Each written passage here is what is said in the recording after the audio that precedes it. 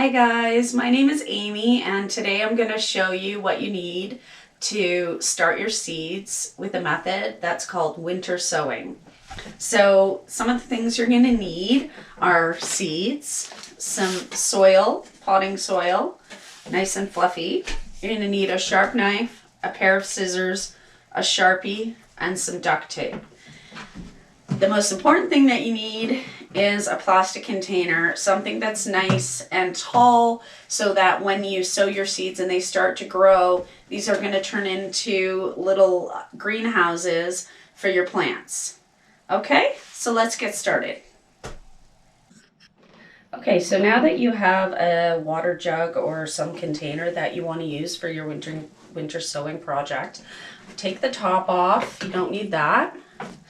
And you're going to want to take the label off if you can. These ones are nice and easy because I can just cut them off like that and we're good to go. Okay, next thing you're going to want to use is something sharp. I like to use my buck knife. And what I'm going to do is I'm going to cut it at not halfway up, but almost halfway up to give it. We're going to put the soil in the bottom. So you want to have some room for the soil, but then you also want to have room for the plant to grow inside like a greenhouse. So you just want to cut it here, but not all the way around. I'll show you how to do that right now.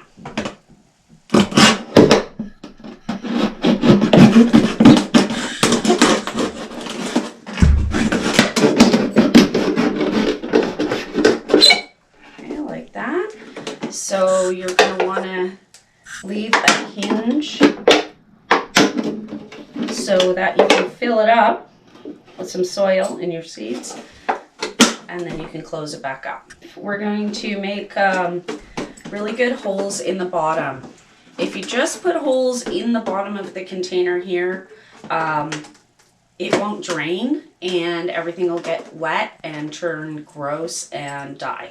So what I like to do is to make the slit all the way up the side and in the bottom.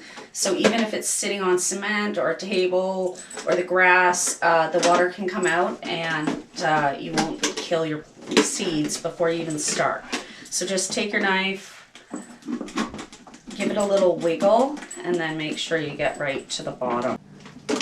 Okay, so now that you have your container cut with your little hinge and all of the good holes in the bottom for drainage, what you're going to do is you're going to take some soil, you're going to fill it up just to the edge of where you cut it. So just take some handfuls, make sure you don't leave any big clumps or twigs in there because it's hard for the seeds to grow through and start their roots.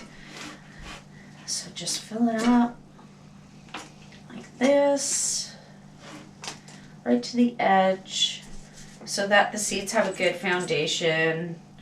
So when your plants start to grow, it has enough soil, because sometimes they're in there for quite a while. We live in Canada and it's really cold in the spring, and sometimes we have frost into May. So this just gives it a little greenhouse and the rain can go in here.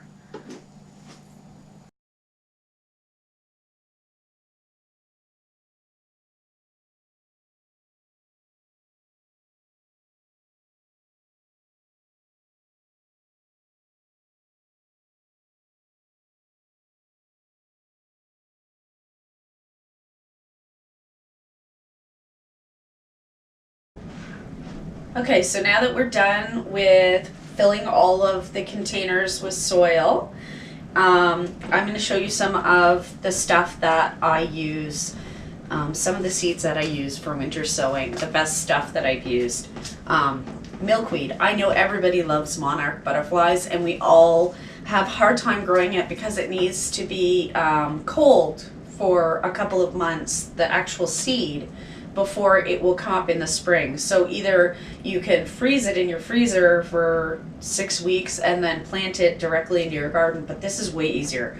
You just open up the container, take some milkweed seeds.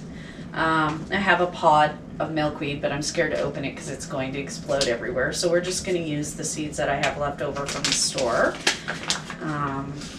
And I'm just going to use what's left. There's quite a few seeds in there. maybe like 20. And all I do is I just poke some holes and just put a seed in there. It doesn't really matter how you do it. You can sprinkle them on top. They don't like to be too deep, milkweed seeds. So just kind of spread them around and just kind of get them underneath the soil just a little bit. The great thing is the squirrels don't get in them. Okay, so now that we put the seeds in, we have this soil sort of just spread around on top of it. We close it up, get a piece of duct tape. Some people put duct tape all the way around. I guess you could do that if you're really worried about critters eating the seeds that you're sowing. But I just put it on the other side from the hinge, and I just make sure it's pressed down really good. And that way, really, you're good to go. Okay, so I'm going to show you some other seeds that I plant. We've got sunflower seeds. I always do that, and it's great. These ones, the reason why I chose the tall ones is because the sunflower plants usually grow almost all the way up to the top before I take them out and then separate them and plant them around the garden. So I guess we'll do some sunflower seeds. Just kind of push them down in there. The soil is nice and loose. I'm not worried about them being beside each other. This is just an easy way, beginner gardener way. I'm sure that there's a fancy way of doing it, but I don't do it that way. I just do it my own way. Just make sure, see, sticks. I don't like that. Okay, so keep poking them down until they're in there. And there we go. That's pretty good.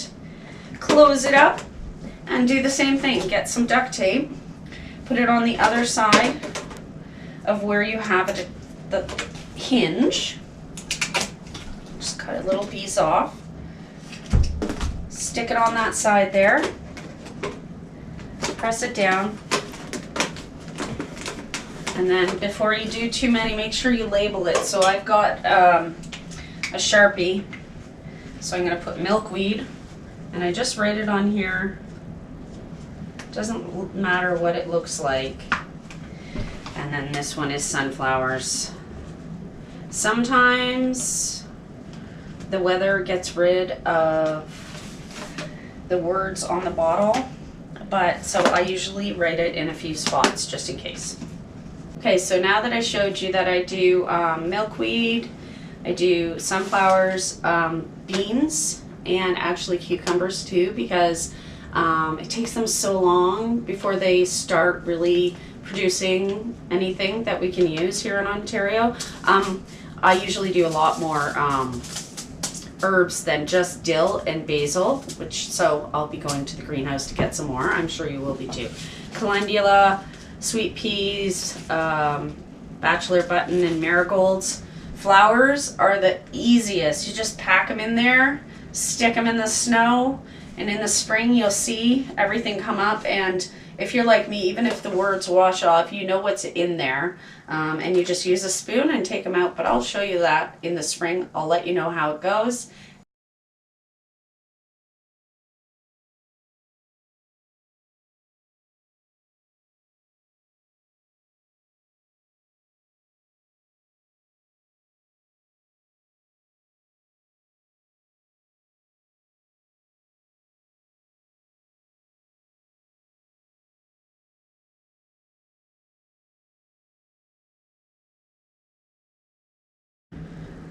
Okay, you guys, so now that we're done all of those steps, just remember to label them.